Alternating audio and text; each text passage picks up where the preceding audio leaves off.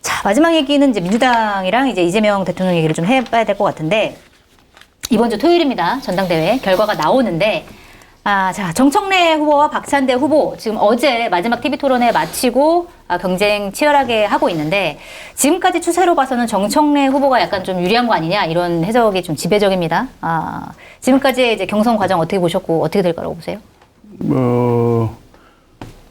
솔직히 말하면 단 한 번도 이변이 없었을, 이게 중간에 굴곡이 저는 없었다고 생각하고요. 네.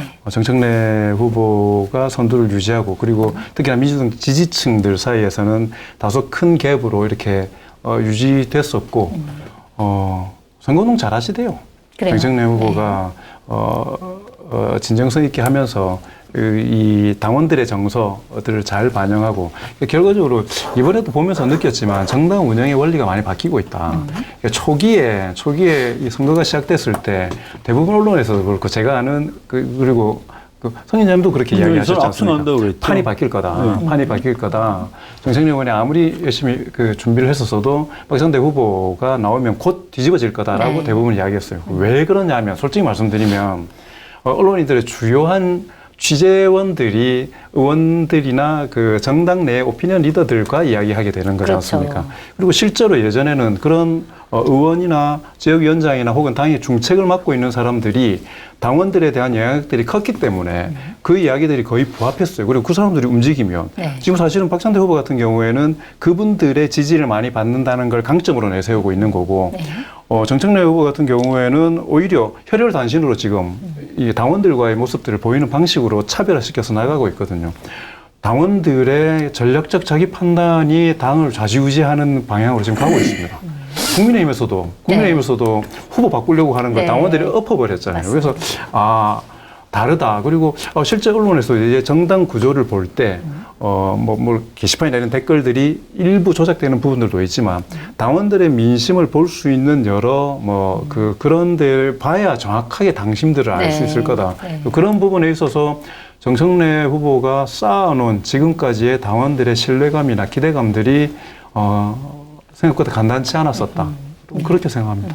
이게 미국 정치 공부하는 분들도 그런 얘기를 많이 해주시던데, 과거에 이제 정당의 어떤 그 중간 보수들이 이렇게 또 당 지도부 간부들이 이렇게 대략 이번 다음 대선 후보는 누구 정도 경선하면 좋지 않겠어? 이제 이렇게 이제 그거에 대해서 미국의 어떤 당내 민주화를 강조하는 분들은 아이고 왜 그 몇 사람이 장난치냐 이렇게 부정적으로 봐서 이제 오픈 프라이머리 제도 도입을 하고 또 대통령 뽑는 것도 이제 지금 일반 유권자들이 훨씬 더 영향력을 많이 미치고 실제로 제도도 많이 바꿨어요. 영국도 마찬가지입니다. 그런데 그렇게 해서 탄생한 게 트럼프 대통령이거든요. 지금 트럼프의 미국이 지금 앞으로 계속 잘 될 것이냐. 네. 저는 망한다고 봐요. 그래서 결과가 썩 좋지가 않군요. 예, 이제 그게 좀 걱정입니다. 그래서 제가 지금 정청래 의원이 그렇다는 뜻이 아니고 여야 간에 이제 이른바 팬덤이 주도권을 쥐고 좌우하는 정치 지형이 되면서 지금도 그런 거 아니에요? 정청래 의원 대표되면은 국민의힘 해산시키겠다는 거 아니에요? 네. 그렇게 주장을 하고 있나요? 하죠. 네. 법안도 냈고, 그건 당연히 갈 수밖에 없다. 페이스북에 글도 여러 번 썼는데. 근데 이제 그렇게 하면 당원들한테 당심을 얻는데 도움이 될 거예요. 네.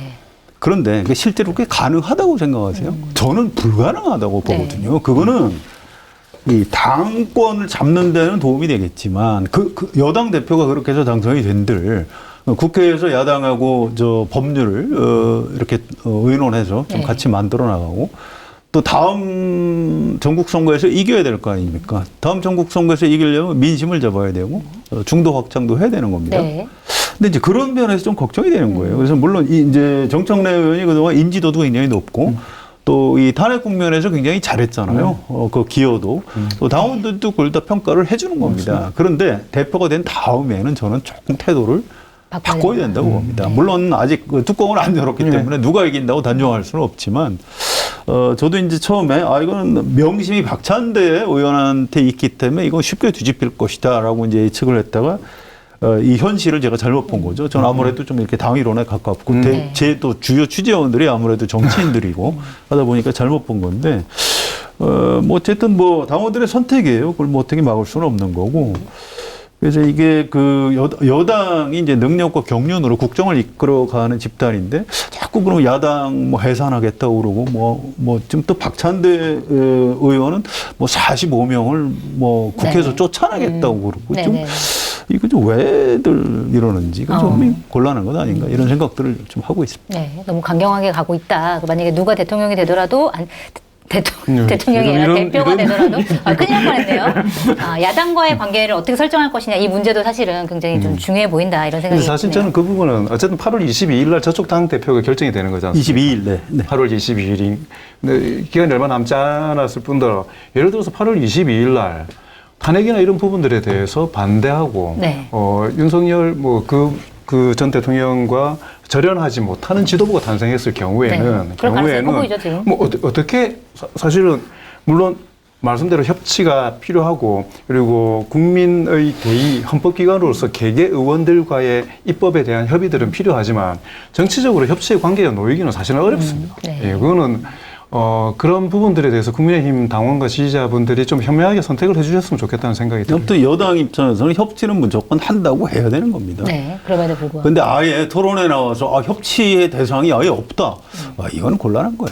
그러니까 사실은 대통령께서 협치를 좀 잘해 그러면 뭐 검토하겠습니다 하고 잘 될 겁니다. 사실은 이제 뭐 후보들 중에서 그러니까 야당의 대표 후보들 중에서 뭐 안철수 의원이라는 이런 사람들은 탄핵에 찬성했던 사람들이기 때문에 예를 들어 토론회에서 그 중에서도 뭐 같이 협치를 할 만한 인물이 있냐라고 물어보면 그런 혁신파 의원들 몇 명 정도는 얘기할 수 있을 텐데 사실 그것도 없다라고 얘기하는 것 자체에 대해서는 좀 문제가 있다 뭐 이런 근데 말씀인 사실은 것 같아요. 그게 구체화되면 네.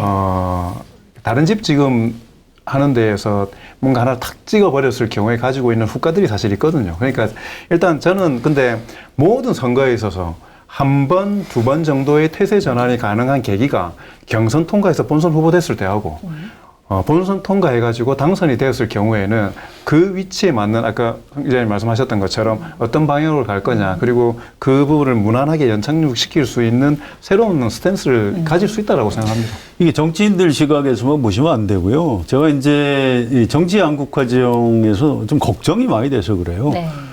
너무 그냥 사람을 미워하고 분노하게 만들고 이 증오를 잘 조직화해서 어떻게 우리 편을 잘 동원해서 내가 뭘 좀 한자리 하고.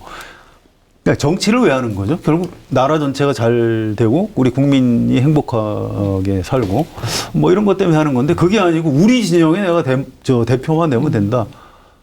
지금 이제 양쪽이 다 좀 그런 경향이 네. 있어요. 그래서 중요한 말씀. 그건 곤란하다. 네. 최소한 정치인이 되겠다는 사람은 그 어떤 이 갈라치기 하고 이 혐오와 비난과 분열의 언어를 늘어놓는다거나 내가 돼서 저자들을 다 쓸어버리겠다 뭐 이런 얘기를 한다거나 이거는 곤란한 겁니다. 근데 지금 양쪽 다 그런 조짐이 있어서 좀 걱정을 하고 있습니다. 알겠습니다. 이번에는 이재명 대통령 얘기를 좀 해봐야 될 것 같습니다. 일단 국무회의가 거의 뭐 우리나라에서 최초로 생중계가 됐습니다. 1시간 넘게 국무위원들끼리 토론하는 장면까지 다 가감없이 국민들한테 생중계가 됐는데 여러 가지가 뭐 이슈가 됐는데 이 중에서도 그러니까 어제의 주제는 이제 산재가 주제였기 때문에 산재 관련해서 이제 여러 가지 의견을 들었고 그다음에 특히 이제 고용노동부 장관에게 이제 직을 벌어라라고 하는 당부까지 하면서 굉장히 이제 강한 발언들을 이어갔는데 일단 국무회의를 생중계한다는 것 자체에 대해서는 좀 어떻게 평가하세요? 어떻게 보셨어요? 저는 좋은데, 네.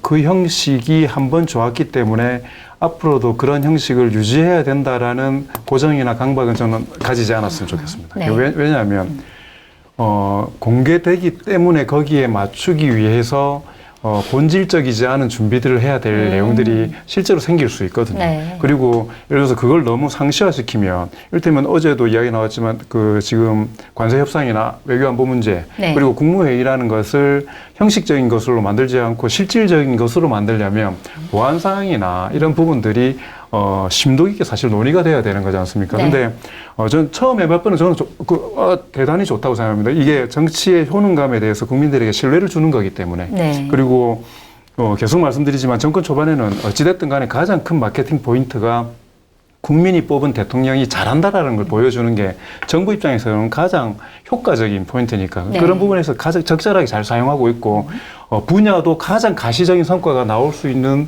걸 먼저 접근을 하셨다라는 생각이 들어서 좋고요. 그리고 네. 몇 차례 정도는 그 결과가 반영되는 모습들, 그 다음에 국무위원으로서 그러니까 지금 회의에 참여하시는 장관들의 각 개개인들의 장점들을 보여줄 수 있는 그런 기회로도 저는 좋은데 네.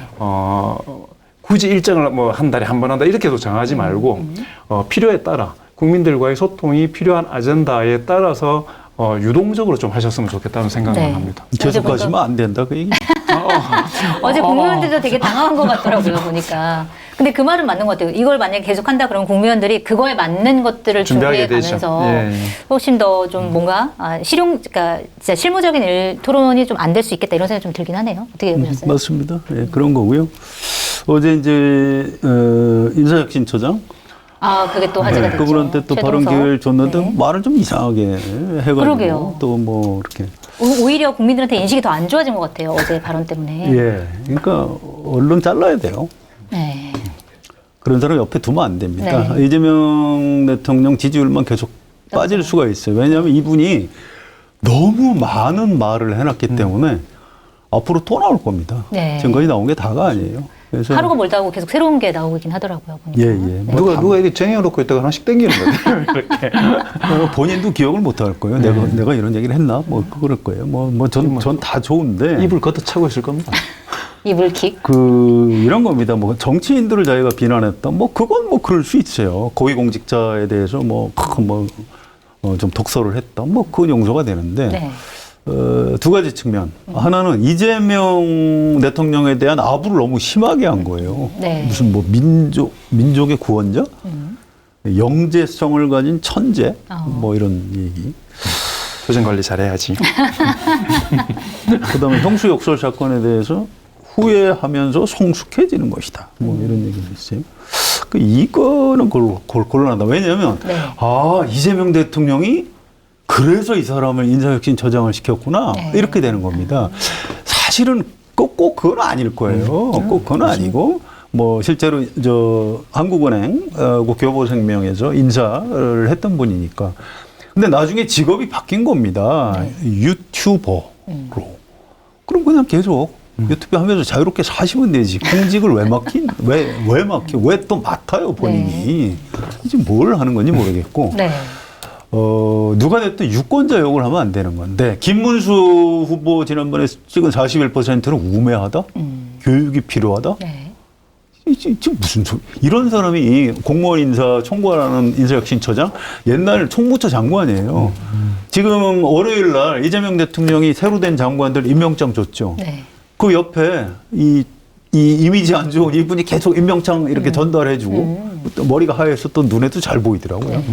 이 왔다 갔다 할수록 국무회의 장면에 영상에 잡힐수록 이 카메라 기자들이 거기만 잡게 돼 있어요. 네. 근데 이 물 마시는 거 이제 그걸 속 탄다 이렇게 또 캡션 달아서 언론에 보도하는 거고 네. 이거 언제까지 이렇게 끌어안고 있을 건지 저는 신속히 경질하는 게 좋다 이렇게 생각합니다. 정리해야 된다. 네.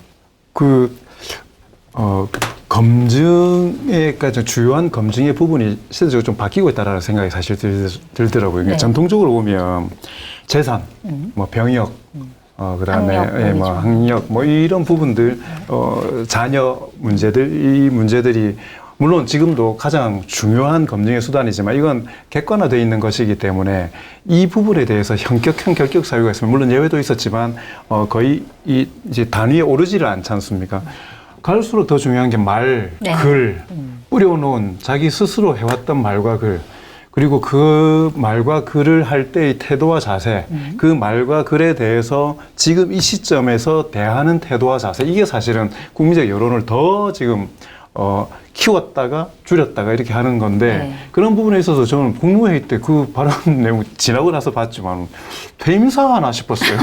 와, 이게 어떻게 그 자리에서 그런 이야기를 하게 되지? 네. 그런 부분 있잖아요. 그 긴박한, 게다가 주제가 노동자들의 생명에 관련된 부분들이 이야기되는 네. 주제였었거든요. 거기는 예를 들어서 발언 안 해야죠. 거기는 숟가락 얹어 놓는 자리가 아니거든요. 거기 정말 필요한 사람들이 필요한 내용들을 이야기해가지고 빨리 집행해야 되는 자리인데, 네. 큰일이다 그 내용도 싶더라고요. 굉장히 장황하고 유명해져서 죄송하다고 그랬네. 맞아요. 유명해져서 죄송하다. 지금 그런 농담할 자리입니까, 그러니까요. 거기가? 이게 이제 요즘 말로 아부꾼이라고 하죠. 그 전에 중국 고전에서 이걸 간신이라고 했어요. 간신을 옆에다 두면 망합니다. 근데 그거. 저는 결과는 저는 내칠 거라고 생각을 해요. 뭘 냈다. 아, 지금 이제 저장을 근데 내보낸다. 그래서 송 기자님은 분명히 빠르면 빠를수록 좋다라고 이야기를 하실 거고 저도 네. 뭐 마음속으로 그런 게 있지만 지금 어찌됐건 장관들 인사청문회 전체를 하면서 뭐 두 분이 낙마를 하셨고 그다음에 그 이외에 다른 여러 가지 분들 때문에 인사 문제에 대한 국민적인 불신들이 좀 올라와 있고 그걸 낙마나 이렇게 퇴임시키는 게 사실은 인정하는 거지 않습니까? 그래서 충분히 어느 정도 인정을 했고 그래서 지금보다는 혹시 다른 현안들 사이에 조금 시기를 둘 수는 있을 것 같은데 네. 제가 볼 때는 그 회의에서 그 발언 딱 끊어버리시고 하는 거 보니까 네. 마음 먹었다. 대통령께서는 저는 이런 한 장면 한 장면들을 다 보셨을 거잖아요. 그래서 하나만 더 붙일게요, 제가. 네. 제가 진짜 기분 나쁜 대목인데 네. 이 제일 저열한 갑질이 뭔지 아세요? 나이 갑질입니다. 네. 이분이 이제 나이가 지금 69세인데 이 20, 30대 이준석 지지하는 뭐 20, 30대 뭐 비난할 수 있는데 그 지적 수준이 떨어진다. 이렇게 얘기를 했고 네. 그 전에 어떤 젊은 정치인이 이제 박원순 시장 사건 때인데 표현을 어떻게 했냐면 나이가 뭐 젊은 여성이었는데 출생신고서 잉크도 마르지 않은 애들 이렇게 네. 얘기를 했어요. 그러니까 우리 옛날 속된 표현으로 대가리에 피도 안 마른 새끼가 이렇게 욕한 거하고 똑같은 겁니다. 그러네요. 나이 갑질을 하면 어떻게 해요? 또 윤호중 의원한테 네, 그렇죠. 정성 의원은 무식한 네. 아니 아무것도 모르는 애라고 그랬나? 애라니 지금 윤호중 의원이 나이가 몇인데 애라고 그래요. 그러니까 표현이 뭐 엄중하게 비판은 누구나 다 할 수 있지만 그 표현 자체가 이제 굉장히 계속 발 앞에 앉아 있잖아요. 표현이 너무 정말 가볍기도 하고 그런 부분들이 있습니다. 이건 절대로 용서하면 안 되고 이재명 대통령을 위해서도 빨리 경질해야 돼요. 빨리 경질해야 된다. 검증된 상품을 인터넷 최저가보다 저렴하게 판매하고 있는 마케타니 쇼핑몰에 민주 진영 3년 연속 판매량, 재구매율 1위 제품인 온가족 활력 과채 음료 아임굿이 입점을 했습니다. 극찬 일색 후기들이 증명하듯 예약 판매 전에 완판되는 아임굿, 예약 판매 기간에 꼭 구입하시고 건강 챙기시기 바랍니다. 여름철 보양식 최고의 별미 하모회와 하모 샤브샤브도 압도적 특가로 준비를 했습니다. 비싸기로 유명한 최고급 요리인 하모지만 지금 마케타니에서는 어디에서도 만나기 힘든 가격으로 하모회 2, 3인분 29,000원, 하모 샤브 3만원입니다. 주문 방법은 유튜브 화면 좌측 하단을 클릭하시거나 포털에서 마케타니를 검색하셔서 주문하시면 됩니다. 알겠습니다. 마지막으로 간단하게 하나만 물어볼게요. 일단 조국 혁신화 대표 지금 8.15 광복절 사면에 대해서 우원식 국회의장 같은 경우에는 사면을 해야 된다 말아야 된다 얘기는 안 했지만 면회한 게 알려지면서 그쪽으로 간 거 아니냐 이런 얘기가 나오고 있고 민주당 안에서 고민정 의원이라든지 아니면 강득구 의원이나 이런 분들이 사면을 주장하고 있습니다. 자, 그런데 그러면서도 이거는 대통령의 고유 권한이기 때문에 누구 하나 해야 된다 말아야 된다 이렇게까지 세게 얘기하진 않지만 과연 이재명 대통령이 8.15 광복절에 조국 전 대표를 사면을 할까요 말까요? 어떻게 보십니까? 개인적으로 저는 100% 사면해야 된다고 생각하지만 네. 오히려 그런 게 있습니다. 이 사면 요구들이 특정한 분들을 통해서 여론에 많이 노출이 되면 될수록 이 의제가 커지면 커질수록 사면은 더 부담스러운 일이 되는 겁니다. 네. 그리고 이게 무엇보다 현실 정치 쪽에서 보면은 내년 지방선거나 이런 데에 그러니까 그분 개인의 그 고초나 이런 부분들을 떠나서 정치적인 이해관계가 속에 있기 때문에 대통령의 사면이 그 사면 자체에 대한 것들이 아니라 정치적으로 해석될 가능성들이 점점 커지고 있습니다. 그래서 저는 정말 조국 대표의 사면을 혹시 바라거나 이 문제에 대한 대통령의 결정들을 어떤 방향이든지 받아들이겠다라고 한다면 언급 안 하는 게 최선이다. 예, 저는 언급을 안 해도 저쪽에서 악의적으로라도 언급을 할 거지만 이 부분에 대해서 좀 특히나 인지도가 있으신 분들이 이야기를 하는 것이 도움이 되지 않을 것 같다는 생각을 합니다. 네. 작년 12월에 형이 확정됐고요. 네.